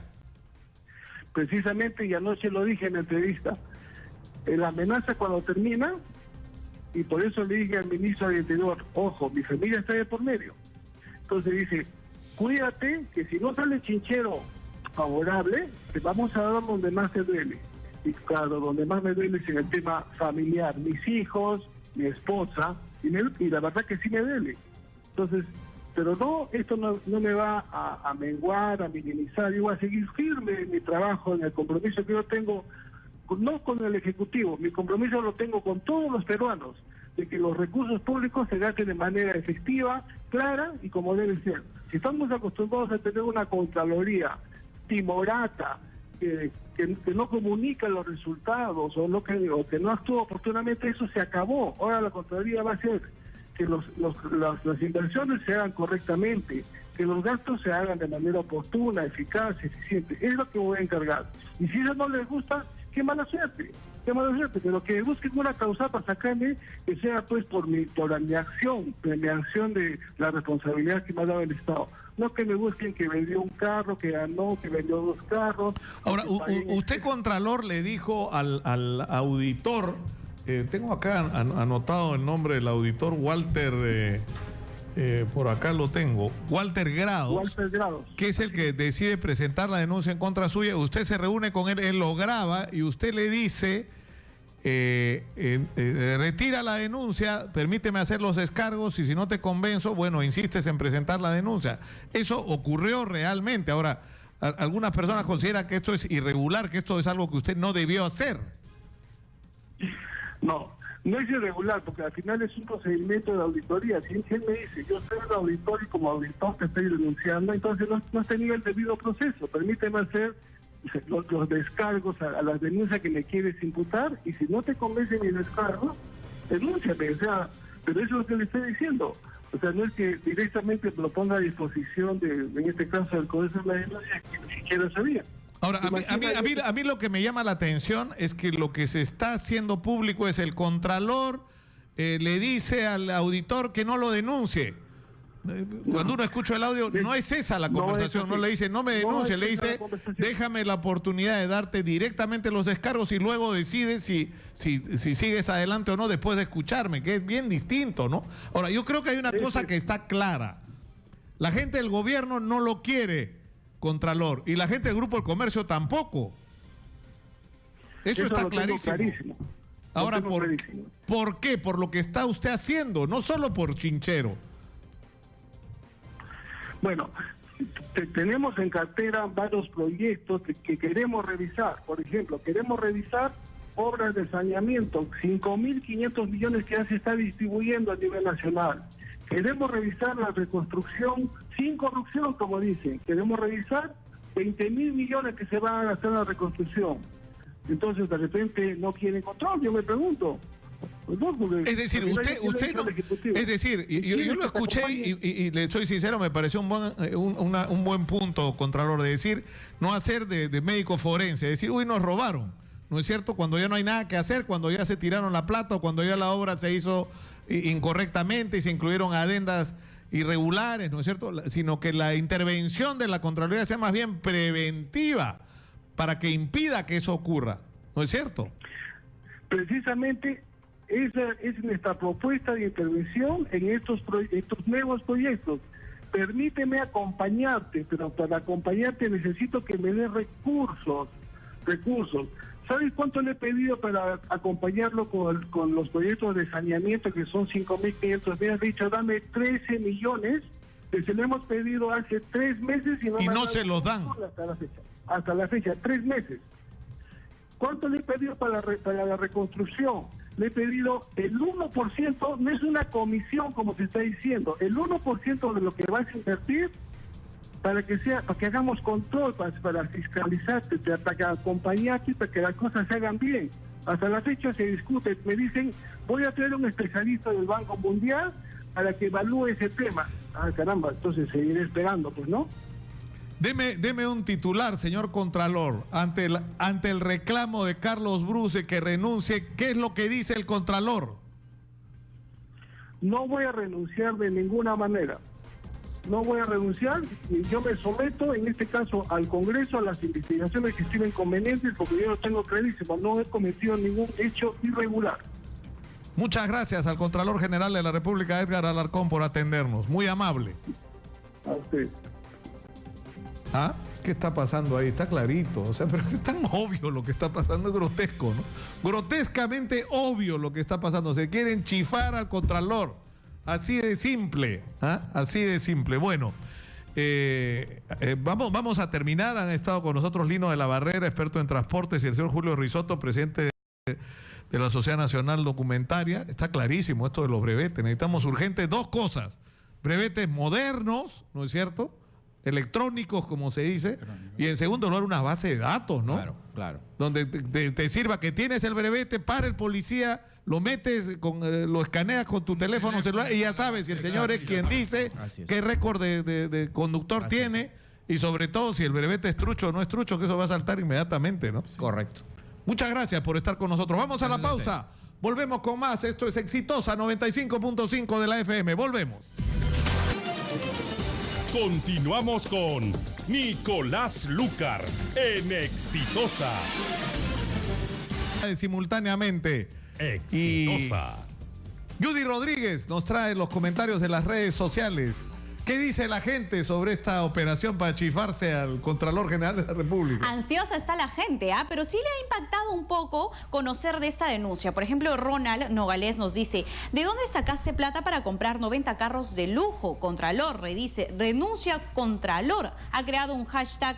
Ronald dice, tanto ruido por 5 milloncitos, nos da una portada de un diario local, cuando el Contralor señaló que trató de minimizar, pues, ¿no?, la plata con la que se había comprado las computadoras, las 980 computadoras del Congreso, ¿no? Lo vinculan por ese lado.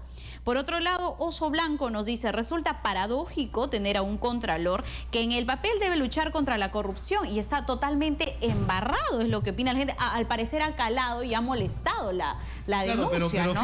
fíjate cómo funciona. O sea, por ejemplo, te dicen, el Contralor dice en un audio, estoy sentado como si estuviera en la sala de mi casa, Dios mío.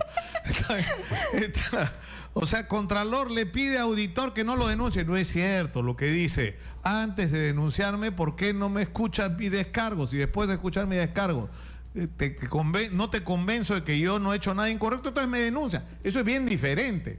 O dices, el Contralor compra 90 carros. Oye, aguanta, eso ocurrió a lo largo de 13 años. No son carros de lujo, son carros usados. Que hay mucha gente que lo hace. Los compras en Estados Unidos, los traes al Perú, los vendes y te ganas alguito. No ganas fortuna, te ganas alguito. Y 90 a lo largo de 13, no dice que no son 90, que son 70 y a lo largo de 13 años. Entonces, funciona pues cuando sesgas la información, ¿no?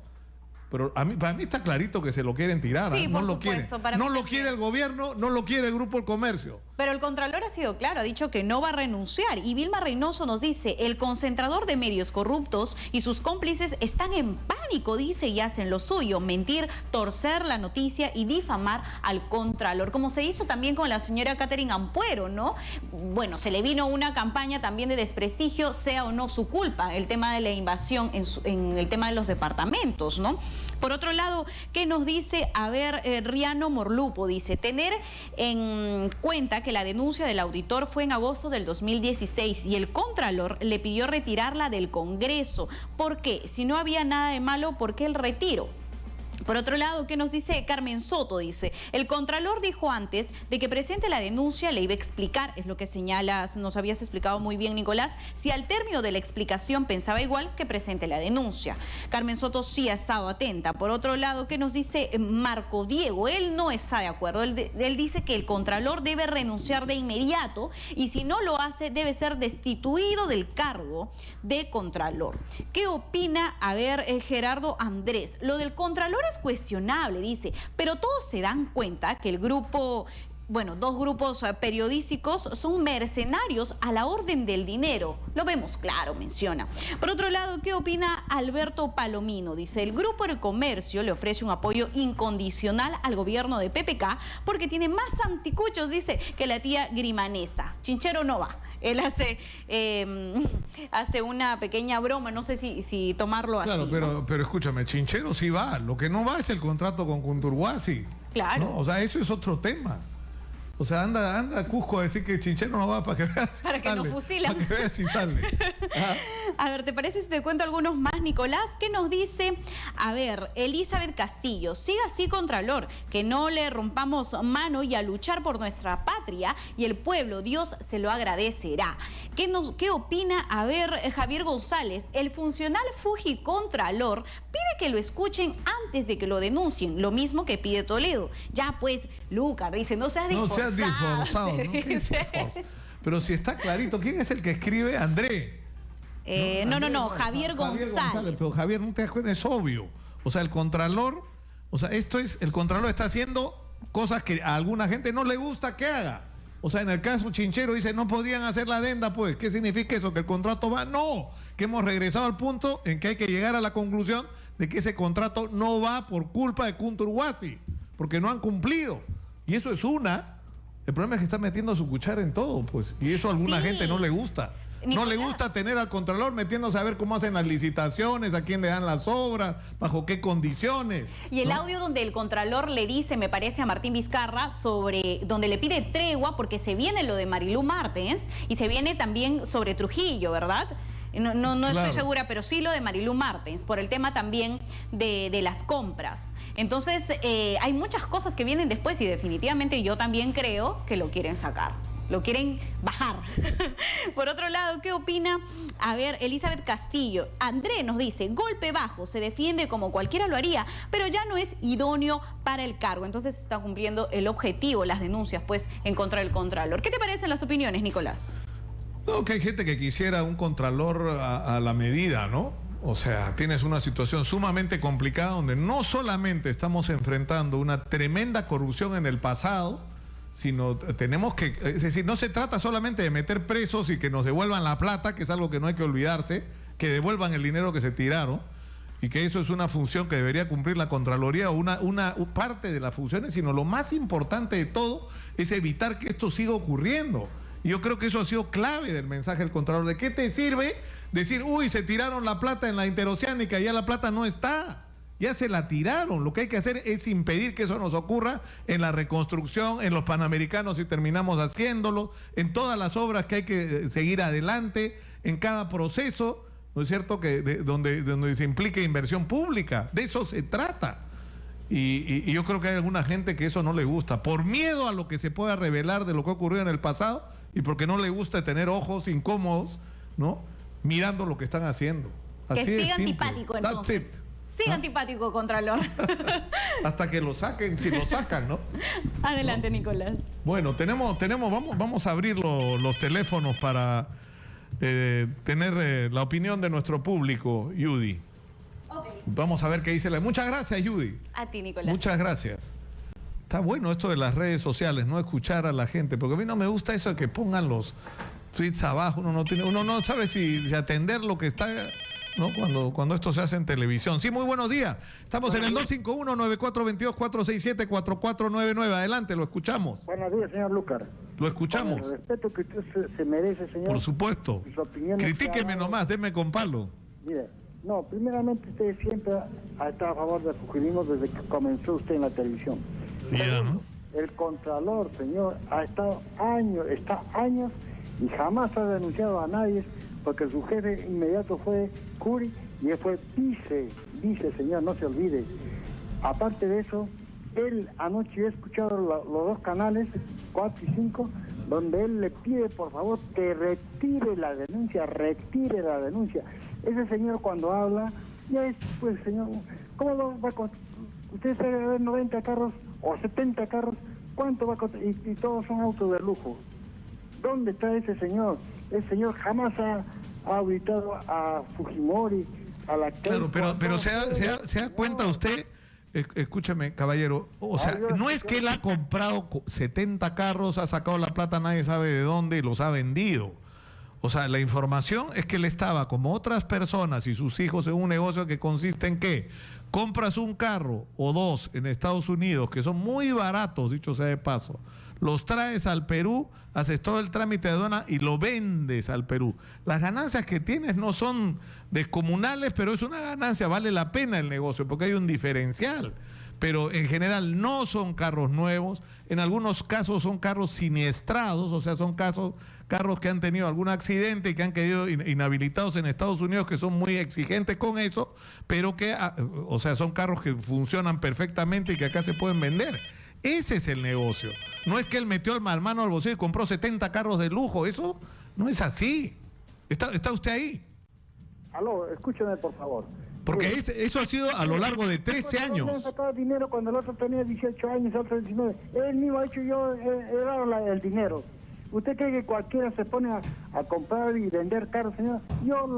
Yo he tenido hasta 6 carros, señor, y cuando se vendía se ganaba plata. Si no, pregúntele a ¿cómo se llama ese que tiene la línea de aviación, que tiene millones de soles solamente con traer carros siniestrados de Japón? El de Perú, ¿cómo se llama? Que trajo los carros a Tacna, ¿no? Sí. Claro, ya, fíjese, todos han ganado. Pero no, pero ahí han traído montones de carros, ¿ah? Yo tengo un familiar que ha traído un embalaje de carros y aquí cuánto vale. O sea, usted es de los que creen que tendría que irse el Contralor. Que se vaya, señor, porque eso ya... O sea, ¿usted no cree que detrás de esto hay el miedo de alguna gente por lo que está haciendo el Contralor y una venganza por lo de Chinchero? No, señor, eso es mentira. Ese señor sabe perfectamente cómo habla y yo conozco a las personas que mienten. Y este señor ya es un caradura. Mire, ¿cómo le va a dar dinero a su querida? Un platal por 8 años. ¿Cuánto gana de ella? ¿Y por qué él le va a dar, ¿cómo se llama? Un dinero que es del Estado, dice, por mutuo acuerdo ha salido, y le da cerca de 400,000 soles, señor. ¿Dónde estamos, señor? Por favor. ¿Cómo se gasta la plata? Ahora, lo que él dice es que él no tuvo ninguna intervención en eso. Bueno, eso tendría que aclararlo la investigación, ¿no? Por eso que hay una investigación, pero no en el Congreso, porque el Congreso lo apoya. Usted ve que le han entregado a Becerril en agosto, no a todos lo han mandado para acá, para allá, y ahorita lo han archivado, señor. ¿Dónde está la justicia? qué mala suerte que Fujimori hayan venido de otro país. Ahora, habría que preguntar por qué, porque esta fue una decisión de la Comisión de Acusaciones, Subcomisión de Acusaciones Constitucionales, que entiendo que decidió por unanimidad que no procedía. No, fíjese, Becerril es un tipo que odia a la gente, odia. Usted mismo lo ve con qué odio, y eso dice que es médico. ¿Cómo debe tratar a su gente? Aparte de eso, el señor Conqué Morata está en la presidencia de fiscalización cuando él tiene una denuncia de su hijo que no le daba, y aparte este señor junto con Velázquez, que está en los periódicos, está en el Congreso, y usted averigüe que ellos han sacado la ley Oviedo para favorecer al delincuente de Oviedo, para estafar a Tumán, señor. ¿Cómo es posible? ¿Dónde estamos los peruanos? Yo le agradezco mucho, caballero. Ha tenido usted así para desplayarse, incluso para... ¿no? Antes de seguir con Manuel, permíteme, Manuel Rosas ya está con nosotros, un mensaje de nuestro auspiciador, que se me había quedado colgado. Esto está dirigido a los taxistas. Amigo taxista, afíliate a Subix, se escribe SV grande YX, la aplicación de taxi 100% peruana que solo te cobra, escúchalo bien, 10% de comisión. Todo el mes de mayo, inscripción gratuita de conductores. Baja tu aplicación del Play Store como Subix Conductor. Llama al teléfono 337-3660, 337-3660. Entra al Facebook de Subix o a la página web www.subix.com.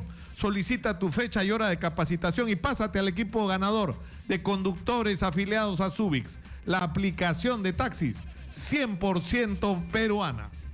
Manuel Rosa, ¿qué dices? Nicolás, ¿cómo estás? Buenas tardes. Buenos días. ¿Qué piensas de esto del Contralor, sinceramente? Bueno, pienso varias cosas. Creo que ciertamente hay una intención clarísima de levantar. Eso está más que claro. No solo claro, sino grosero, torpe. Pero también pienso algunas cosas que deberíamos analizar. Por ejemplo, el asunto del Congreso de la República, la compra de las computadoras, la expresión de 5 milloncitos, el tema de haber contratado de manera torpe también a Juan Díaz Dios, el asunto de que la denuncia de este auditor pase tan rápido sin que se conozca directamente a la presidencia, a su Comisión de Acusaciones Constitucionales, que lo archive por un tema de forma y no de fondo, que no pase a fiscalización como correspondería. Claro, lo que dicen es que era una acusación contra el Contralor. Entonces, que el procedimiento, digamos, reglamentario es que eso tenía que pasar a la Subcomisión de Acusaciones Constitucionales para establecer la procedencia. Es decir, que no podía pasar directamente a la Comisión de Fiscalización, sino que, o sea, que han cumplido con... Ahora, lo que yo no entiendo es por qué eso fue unánime, porque entiendo que nadie se opuso, nadie protestó, nadie se quejó. En realidad pasó piola, ¿no? Pasó piola. Y ayer cuando le han preguntado y le han repreguntado a Luz Salgado, y lo que ha hecho la presidenta es, bueno, por un asunto de forma, no pasó. Y el tema de fondo no se ha visto. Entonces, si tú sumas eso en mayoría del Congreso, sumas la expresión del Contralor de los 5 milloncitos, sumas lo de Juan Díaz Dios, parece que va acumulando un asunto en el que el Contralor el problema es que supuestamente el Contralor se ha convertido en un instrumento de los fujimoristas. Ahora lo paradójico es que los fujimoristas le dieron con palo las cosas que la propia Luz Salgado dijo sobre él, que era una especie de ¿no es cierto?, de... submarino que le estaba dejando ahí Ollanta Humala. Ollanta Humala, efectivamente. Pero han sido duros, sí. Ahora, pero lo que está haciendo no está mal. Es decir, si el asunto es que si discutimos respecto de la persona e incluso respecto del cargo, podríamos tener debate. Pero respecto de las acciones, ¿quién puede oponerse o quién podría en todo caso decir que está mal lo que se ha hecho con Cuntruaz? O sea, quizás se pueda poner un punto aparte en decir por qué razón la opinión y el informe del Contralor ha significado un hecho vinculante para que el gobierno tome una determinación. Correcto, eso es culpa del gobierno, no del Contralor. El Contralor hace su chamba, hace su informe, plantea los temas, plantea las irregularidades y ese es su trabajo. Claro, pero el tema es que tiene razón el Contralor cuando dice que acá no se había incluido ¿no?, a uno de los actores que era condición para poder... Que es el banco, ¿no?, que tenía que establecer el financiamiento. Claro, entonces, o sea, el gobierno está reconociendo que se equivocó en este caso y que esto retrocede al punto donde estábamos. Es decir, que tienes un contrato que la concesionaria no puede llevar adelante porque no tiene los requerimientos financieros que el propio contrato establece. O sea que el Estado tiene en sus manos en este momento la posibilidad de anular ese contrato de hacer Chinchero como una obra pública. Y en el camino que es lo que la gente está licitar. exigiendo, ¿no? Ahora mismo, desde las 10 de la mañana en Cusco está una reunión del Consejo de Coordinación Regional. Son todas las organizaciones sociales de base que están pidiendo lo que está pidiendo el presidente regional, Licona. Es decir, que el tema pase a manos del gobierno regional, que en 4 años le pueden construir, dice. Hacemos una con 25% anual y se financia ese aeropuerto. Pero con gobierno que regional. además con plata que se iba a poner de todos modos, solo que era plata que se iba a poner para que se beneficien otros, ¿no? Y mañana arranca el paro de 24 horas, mañana arranca paro de 48 horas en Urubamba y pasado mañana arranca paro indefinido en Chinchero. Ahora, lo que habría que hacer, yo creo, pero regresando al tema del Contralor, lo mejor para todos, en todos los sentidos, es que se haga una investigación sobre esto, sobre los dos cargos, ¿no? Porque se le está acusando uno de haber favorecido a su expareja. Bueno, él dice que él no participaba en esas decisiones y que además eso era una política, era la política de la Contraloría con respecto a sus empleados que eran liquidados de esa manera. Pero en el tema de los carros, yo escuché la entrevista, deja dos cosas como flotando, o sea, digo yo como que debería cerrar mejor. Porque la pregunta es, ¿era o no era ilegal, irregular y contra la norma que importe los carros usados? Más allá de que importe uno o cinco. Pero no es ilegal eso, ¿ah? O sea, es una... En su condición de vicecontralor, la norma dice que sí. Ahora, él se explica diciendo, bueno, pero solo ganaba $500 y ¿quién pone le topa los dólares? Puede ser 500 o puede ser 50. Claro, el tema, creo que la ley establece que sean ingresos permanentes, algo así, no sé, pero claro, en todo caso, esos son temas que se tienen que esclarecer. Ahora, el problema es el siguiente, que esto tiene un trasfondo, es decir, yo me acuerdo, por ejemplo, del caso... No sé, ha habido montones de casos. El caso este de Peruvian, que ¿no? Que de repente se descubre que es narcotraficante para algunos. No por los pecados que haya cometido, sino porque empiezas a tener conflictos. O sea, cuando tú tienes conflictos de interés, ahí es donde... Entonces, acá, ¿qué es lo que está pasando? Que el Contralor... Es decir, ¿por qué aparece esto ahora?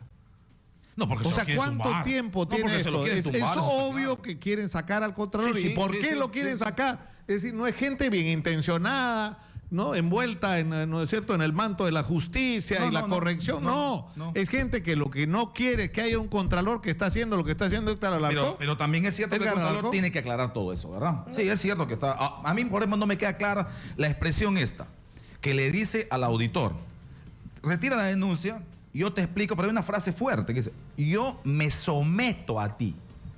Claro, porque él es el que lo está investigando. Me someto. Yo no veo que eso, o sea, eso es coloquial, ¿no? O sea, tú eres el que está haciendo la denuncia, tú me preguntas, yo te contesto, si no te satisface mis respuestas, bueno, denúnciame, más yo te acompaño, le dice. A mí lo que me parece perverso es que el titular sea, Contralor pide que no lo investiguen. Porque si lo dices así, eso no es verdad. Ahora, una cosa eso no es lo que dice el audio. Sí, es verdad. Ahora, una cosa sí que me parece interesantísimo es el tema, ¿qué callo ha pisado el Contralor para la reacción realmente brutal del comercio? Porque se le están dedicando ya editoriales y varios temas realmente muy fuertes, ¿ah? Y con adjetivos que normalmente se inhiben de hacerlo.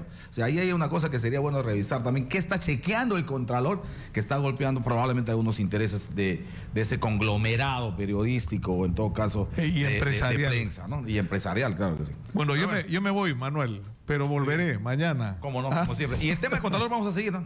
Me imagino. Es la pregunta del día, por cierto, a propósito de lo que tiene que seguir. No renuncio, ha dicho el Contralor. Así que eso lo vamos a plantear. Claro, Carlos Bruso ha pedido que renuncie e inmediatamente, en Exitosa, le ha contestado el Contralor. Como para que nadie se dé cuenta que están intencionados, ¿no? No. Como para que nadie se dé cuenta. Si quieren sacarme, vótenme. Que creo que es, o sea, si tú piensas que estás haciendo las cosas correctamente, que no has cometido ningún delito, te tienes que someter a cualquier investigación. Y si te quieren sacar, que te saquen. Pues. Pasa a comisión permanente, lo ha hecho Luz Salgado. Vamos a ver qué pasa. Ok, muy bien. Se va Nicolás, me quedo yo. Hasta mañana. Muchas gracias, Manuel. Buen día.